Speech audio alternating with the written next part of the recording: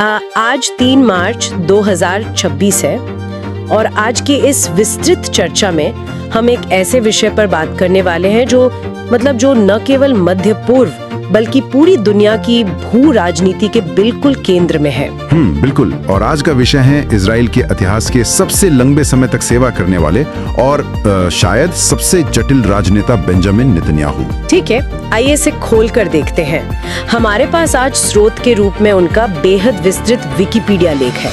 ये दस्तावेज उनके जीवन के हर पहलू को कवर करता है, उनके शुरुआती दिनों से लेकर आज तक के जो अभूतपूर्व घटनाक्रम हुए हैं वहां तक। और आज हमारा मिशन इस भारी भरकम और विस्तृत जानकारी से उन मुख्य बिंदुओं को निकालना है जो इस बात को समझाते हैं कि कैसे एक युवा सैनिक जो एलीट स्पेशल फोर्सेस में काम करता था, हाँ, एक कमांडो, बिल्कुल, कैसे वो कमांडो बहु मोर्चे वाले युद्धों के केंद्र में बैठे एक प्रधानमंत्री तक का सफर तय करता है।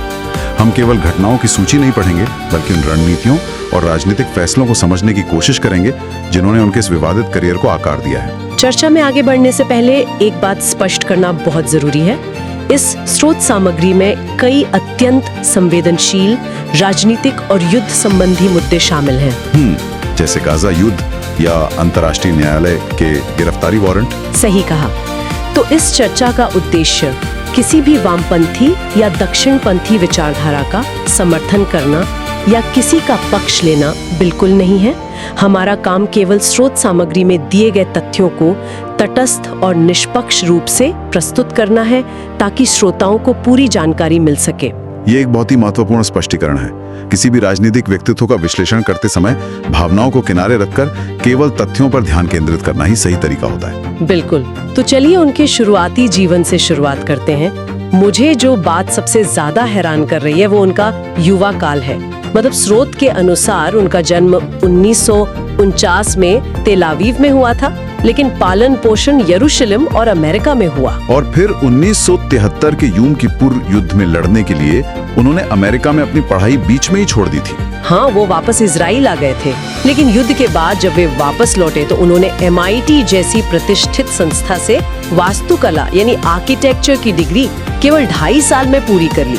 मैं सोच रही थी कि एक तरफ एलीट कमांडो और दूसरी तरफ MIT में आर्किटेक्चर। यहाँ जो बात सबसे दिलचस्प है वो ये है कि उनका जीवन हमेशा से ही दो अलग अलग दुनियाओं के बीच बटा रहा है। MIT में अपने समय के दौरान उन्होंने एक ऐसा फैसला लिया जो उस वक्त बहुत सामान्य लग रहा था। नाम बदलने वाला फैसला। हाँ, अमेरिका में पढ़ाई के दौरान अमेरिकियों के लिए अपने नाम का उच्चारण आसान बनाने के लिए उन्होंने अपना नाम बदलकर बेन निते रख लिया था। उच्चारण को आसान बनाने के लिए।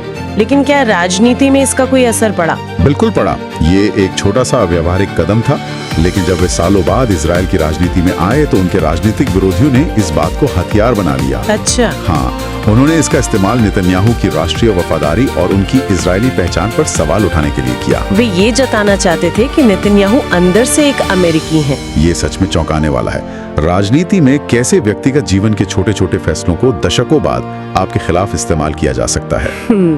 और MIT के बाद भी वे तुरंत राजनीति में नहीं आए थे। हाँ, स्रोत बताता है कि वे बोस्टन कंसल्टिंग ग्रुप यानी BCG में एक आर्थिक सलाहकार के रूप में काम करने लगे थे। यहाँ एक बहुत ही रोचक तथ्य है, वहाँ मिट रोमनी उनके सहकर्मी थे, जो बाद में अमेरिकी राजनीति का बहुत बड़ा चेहरा बने। बिल्कुल।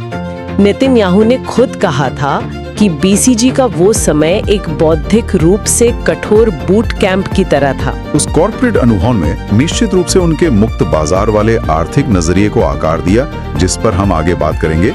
लेकिन राजनीति में उनका प्रवेश अर्थशास्त्र की वजह से नहीं हुआ था। तो फिर किस वजह से हुआ? उनकी विचारधारा का जो सबसे मजबूत स्तंभ है, आतंकवाद का कड़ा विरोध, उसकी जड़ें एक बेहद व्यक्तिगत और दर्दनाक त्रासदी से जुड़ी हैं। क्या आप 1976 के एंटेबे ऑपरेशन की बात कर रहे हैं? हाँ, 1976 में युगांडा के एंटेबे हवाई अड्डे पर एक बहुत बड़ा बंधक बचाव ऑपरेशन हुआ था।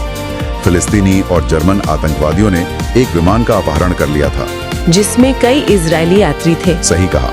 और नेतन्याहू के बड़े भाई योनी नेतन्याहू इजराइल की एलीट स्पेशल फोर्सेस की उस यूनिट का नेतृत्व कर रहे थे जो बंधकों को बचाने गई थी। ओह। ऑपरेशन सफल रहा, लेकिन उस गोलाबारी में योनी मारे गए। इस एक घटना ने बेंजामिन नेतन्याहू के दुनिया को देखने के नजरिए को हमेशा के लिए बदल दिया। यानी एक व्यक्तिगत नुकसान ने उनकी पूरी राजनीतिक विचारधारा की नींव रख दी। ठीक ऐसा ही हुआ। अपने भाई की मौत के बाद उन्होंने आतंकवाद पर किताबें लिखी और सम्मेलनों का आयोजन किया। उन्होंने ये तर्क स्थापित किया कि आतंकवाद वास्तव में अधिनायकवाद का ही एक रूप है और इसके साथ कभी समझौता नहीं किया जा सकता। आतंकवादियों के प्रति कोई नरमी नहीं। बिल्कुल कोई नरमी नहीं। यही वो मजबूत छवि थी जिसने उन्हें इजराइल की जनता के बीच एक रक्षक के रूप में स्थापित किया। और इसी छवि के साथ वे राजनीति के अखाड़े में उतरे। स्रोत के अनुसार 1996 में वे पहली बार प्रधानमंत्री बने, जो कि एक बहुत बड़ा उलटफेर था क्योंकि उन्होंने अनुभवी उम्मीदवार शिमोन पेरेस को हराया था। हाँ, और वे इजराइल के इतिहास में सबसे कम उम्र के प्रधानमंत्री थे और इजराइल राज्य की स्थापना के बाद पैदा होने वाले पहले प्रधानमंत्री भी। लेकिन उनका ये पहला कार्यकाल लंबा नहीं चला। 1999 में वो चुनाव हार गए। कुछ समय के लिए वे राजनीति से दूर होकर निजी क्षेत्र में चले गए, लेकिन मुझे लगता है कि उनका असली प्रभाव 2003 में शुरू हुआ जब उन्हें वित्त मंत्री बनाया गया, एरियल शरोन की सरकार में। हाँ, स्रोत में उनके इस कार्यकाल को थैचरवादी मुक्त बाजार नीति का नाम दिया गया है। ये एक बहुत ही महत्वपूर्ण दौर है। श्रोताओं को ये समझना होगा कि शुरुआती दशकों में इजराइल की अर्थव्यवस्था काफी हद तक समाजवादी मॉडल पर आधारित थी। तो जब नेतन्याहू वित्त मंत्री बने तो उन्होंने क्या बदला? उन्होंने मार्गरेट थैचर जैसी नीतियां अपनाई। उन्होंने कल्याणकारी योजनाओं में भारी कटौती की, सरकारी एकाधिकार को तोड़ा और एल एयरलाइंस जैसी बड़ी राज्य संपत्तियों का निजीकरण किया। करों में कटौती और सेवानिवृत्ति की आयु भी बढ़ा दी। लेकिन ऐसे कड़े कदमों का तो भारी विरोध हुआ होगा। शुरुआत में भारी विरोध प्रदर्शन हुए, लेकिन लंबी अवधि में बेरोजगारी घटी और विदेशी निवेश में तेजी आई। कई अर्थशास्त्रियों ने इसे आर्थिक चमत्कार कहा। तो आज हम जिस इजराइल को स्टार्टअप नेशन के रूप में जानते हैं, उसके बीज इन्हीं मुक्त बाजार सुधारों में बोए गए थे। बिल्कुल। हालांकि वामपंथी दलों ने हमेशा ये आरोप लगाया कि इन नीतियों ने इजराइल के सामाजिक सुरक्षा जाल को तबाह कर दिया और अमीरों और गरीबों के बीच की खाई को बहुत बढ़ा दिया। यहाँ बात सच में बहुत दिलचस्प हो जाती है, क्योंकि जब वे 2009 में फिर से प्रधानमंत्री बने तो उन्होंने अर्थव्यवस्था से अपना ध्यान हटाकर विदेश नीति पर केंद्रित कर दिया। और उनकी विदेश नीति का एकमात्र लक्ष्य बन गया ईरान। हाँ, स्रोत से पता चलता है कि वे हमेशा से ईरान को इजराइल के अस्तित्व के लिए सबसे बड़ा खतरा मानते रहे हैं। उन्होंने बाकायदा ईरान की तुलना 1938 के नाजी जर्मनी से की थी। और 2012 में संयुक्त राष्ट्र महासभा का वो दृश्य तो बहुत मशहूर है, वो कार्टून बॉम्ब वाला। हाँ, जहाँ उन्होंने एक कार्टून बॉम्ब का चित्र दिखाकर ईरान के परमाणु कार्यक्रम के लिए एक रेड लाइन खींची थी। वो सच में कूटनीतिक नाटक का एक बेहतरीन उदाहरण था। नाटक था, लेकिन इसके पीछे उनका डर वास्तविक था। वो दुनिया को ये संदेश देना चाहते थे कि अगर ईरान को नहीं रोका गया तो एक और प्रलय या होलोकॉस्ट हो सकता है। ईरान को लेकर उनका ये आक्रामक रुख दुनिया के सामने था। लेकिन अगर हम उसी समय फिलिस्तीन को लेकर उनकी रणनीति को देखें तो वो बिल्कुल विपरीत और बेहद शांत थी। ये एक बहुत बड़ा विरोधाभास है। मुझे स्रोत का एक हिस्सा बहुत हैरान करने वाला लगा। 2019 में अपनी लिक्विड पार्टी की एक बैठक में नेतन्याहू ने कुछ ऐसा कहा था जो उनकी सार्वजनिक छवि से बिल्कुल मेल नहीं खाता। हाँ, हमास के फंडिंग को लेकर। बिल्कुल। उन्होंने कहा था कि जो कोई भी फिलिस्तीनी राज्य की स्थापना को रोकना चाहता है, उसे हमास को मजबूत करने और उन्हें धन हस्तांतरित करने का समर्थन करना चाहिए। ये रणनीति क्या थी? क्या वे खुद अपने दुश्मनों को मजबूत कर रहे थे? इसे भू राजनीतिक भाषा में प्रबंधन या कॉन्फ्लिक्ट मैनेजमेंट की रणनीति कहते हैं।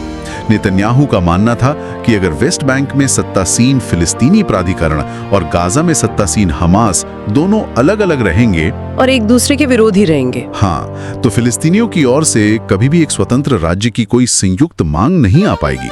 इसीलिए उन्होंने वर्षों तक कतर से आने वाले लाखों डॉलर के सूटकेस को गाजा पहुंचने की मौन स्वीकृति दी। मतलब वे संघर्ष को सुलझाना नहीं चाहते थे, वे बस इसे मैनेज करना चाहते थे ताकि कोई राजनीतिक समझौता ना करना पड़े। ये एक ऐसा दाव था जिसने बाद में एक बहुत बड़ा और विनाशकारी रूप ले लिया।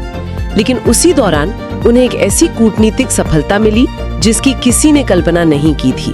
इब्राहिम समझौते, इब्राहिम अकॉर्ड्स। हाँ, 2020 में उनके नेतृत्व में इजराइल ने संयुक्त अरब अमीरात, बहरीन, मोरक्को और सूडान के साथ राजनयिक संबंध सामान्य किए। ये उनके पूरे राजनीतिक करियर का शायद सबसे बड़ा कूटनीतिक शिखर था।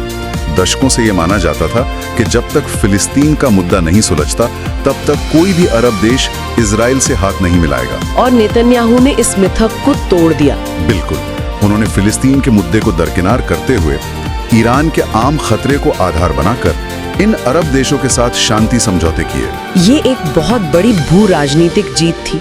लेकिन कहते हैं ना कि जब बाहर सब कुछ अच्छा लग रहा हो तो अंदर कुछ टूट रहा होता है। 2020 के बाद जैसे ही हम वर्तमान दशक 2023 से 2026 की ओर बढ़ते हैं, परिदृश्य पूरी तरह से बदल जाता है। स्रोत बताता है कि 2023 की शुरुआत में नेतन्याहू की सरकार ने कुछ न्यायिक सुधारों का प्रस्ताव रखा, जिसने पूरे देश को बांट दिया।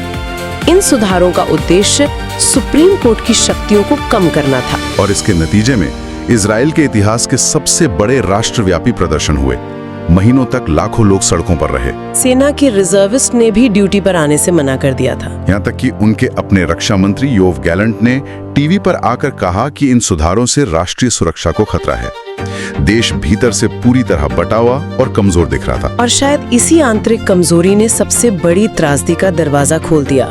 7 अक्टूबर 2023 हमास का वो आक्रमण। इसे इजराइल के इतिहास की 50 वर्षों में सबसे बड़ी खुफिया विफलता माना जाता है। स्रोत स्पष्ट रूप से बताता है कि इस घटना के बाद इजराइल की जनता ने नेतन्याहू से सीधे सवाल किए।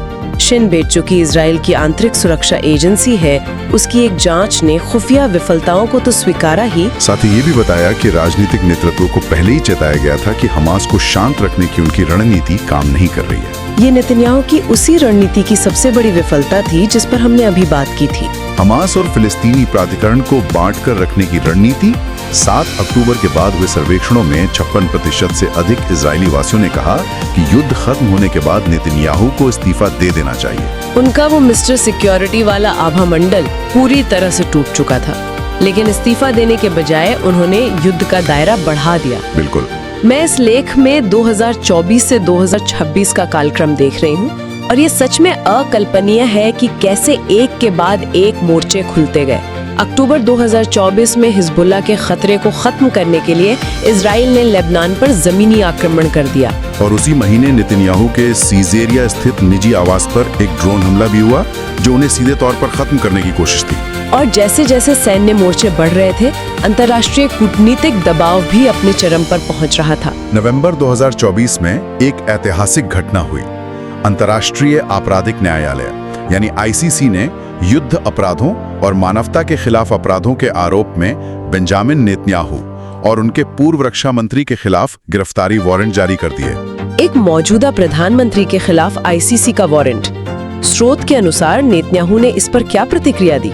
उन्होंने इन आरोपों को सिरे से खारिज कर दिया। उन्होंने इस फैसले को यहूदी विरोधी और बेतुका झूठ करार दिया।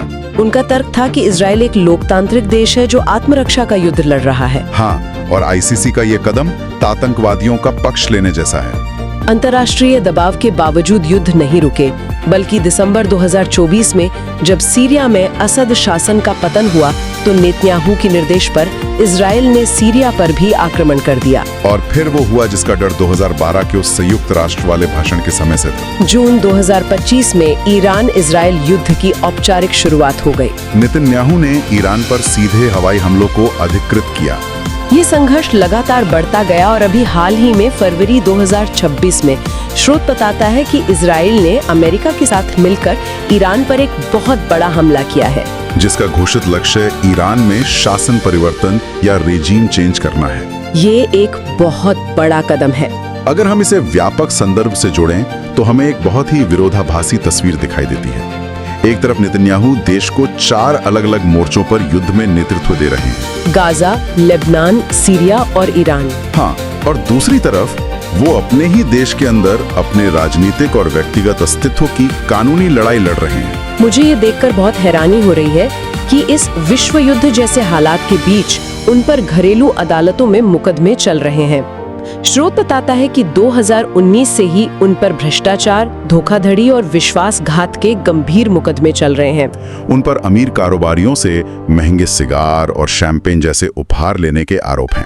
और अपने पक्ष में सकारात्मक समाचार छपवाने के लिए मीडिया घरानों के साथ सौदेबाजी करने के आरोप भी हैं। वे इजराइल के इतिहास के पहले ऐसे प्रधानमंत्री हैं जिन पर पद पर रहते हुए आपराधिक मुकदमा चलाया गया। और ये कानूनी संकट खत्म होने का नाम नहीं ले रहा है। युद्ध के बावजूद ये प्रक्रिया चलती रही है। बिल्कुल, और ताज़ा जानकारी तो और भी गंभीर है। स्रोत में दर्ज है कि नवंबर 2025 में उन्होंने औपचारिक रूप से राष्ट्रपति इसहाक हर्जोग से माफी की मांग की थी, जिसे लेकर भारी राजनीतिक विवाद हुआ था। हाँ, और अभी इसी साल फरवरी 2026 में उन्हें पुलिस पूछताछ के लिए बुलाया गया। ये मामला जर्मन अखबार बिल्ड को बेहद संवेदनशील और वर्गीकृत सैन्य दस्तावेजों के लीक होने से जुड़ा है। और हद तो तब हो गई जब उनके चीफ ऑफ स्टाफ को इस मामले में जांच में बाधा डालने के संदेह में गिरफ्तार कर लिया गया। यही वो जटिलता है जिसकी हम शुरुआत में बात कर रहे थे। एक ऐसा नेता जो दुनिया के नक्शे को बदलने वाले सैन्य आदेश दे रहा है, उसी समय पुलिस के सामने बैठकर दस्तावेजों के लीक होने पर सफाई दे रहा है। ये सच में अकल्पनीय है। तो इस सब का क्या मतलब है? इस पूरी विस्तृत चर्चा का अगर हम सारांश निकालें तो ये एक ऐसे व्यक्ति की असाधारण कहानी है जिसने एंटेबे में आतंकवाद के हाथों अपने भाई को खोया, जो खुद एक एलीट कमांडो था और जिसने अपने आर्थिक सुधारों से एक देश को स्टार्टअप नेशन बना दिया। ये उस नेता की दास्तान है जिसने दशकों पुरानी कूटनीति को पलटकर अरब देशों से शांति की। लेकिन साथ ही 50 साल की सबसे बड़ी सुरक्षा विफलता भी उसी के कार्यकाल में हुई। आज वो एक साथ ईरान, सीरिया, लेबनान और गाजा से युद्ध लड़ रहा है, अंतर्राष्ट्रीय वारंट का सामना कर रहा है और घर में जेल जाने से बचने की कानूनी लड़ाई भी लड़ रहा है। इस पूरी लंबी यात्रा और स्रोत में दिए गए इन सभी तथ्यों को देखने के बाद श्रोताओं के लिए सोचने वाली बात यह है, हम अक्सर राजनीति को 20वीं सदी के स्ट्रॉन्ग मैन या बाहुबली नेताओं के चश्मे से देखते हैं, जो अपनी व्यक्तिगत ताकत और कड़े फैसलों से पूरे देश को हाँकते हैं।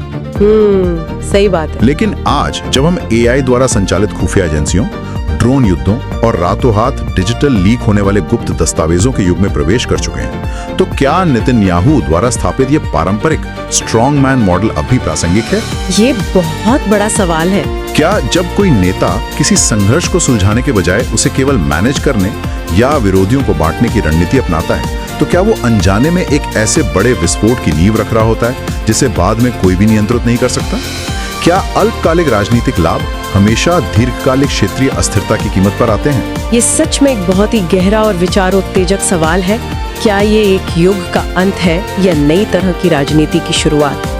आज की इस स्रोत सामग्री ने हमें एक अत्यंत जटिल राजनेता और मध्य पूर्व की उलझी हुई भू राजनीति को समझने के लिए बहुत ही शानदार जानकारी दी है। तथ्यों की ये गहराई ही हमें इतिहास को बनते हुए देखने में मदद करती है। बिल्कुल। आज की इस विस्तृत चर्चा में हमारे साथ जुड़ने के लिए बहुत बहुत धन्यवाद।